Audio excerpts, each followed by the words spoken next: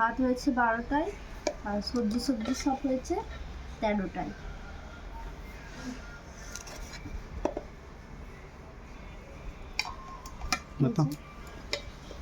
আজকে নতুন চালের ভাত করেছি, সব ডালা বেঁকে গেছে, মানে ফ্যানটা বাজার করে ঝরানো হয়নি, বুঝলে? যখনই ঝরাতে দিন তারপরে তো তুলে নেওয়া হলো, তার জন্য ঠিকই আছে, ডালা পেয়ে অনেকক্ষণ হয়েছে তো। আজকে দুপুরের অনেক কিছু মেনু আছে, তোমরা দেখতে থাকো, পুরো ভিডিওটা অবশ্যই জানতে পারবে কী কী রান্না হয়েছে আমাদের। এত গরমের মধ্যেও এত খাওয়া দাওয়ার আয়োজন করেছি আমি।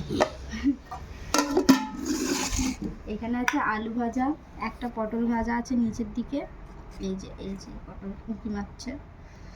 আর এখানে হচ্ছে মাছের ডিমের ঝাল, তেলটাও আছে, তেলের ঝাল। আর এখানে মাছের ডিমের টক।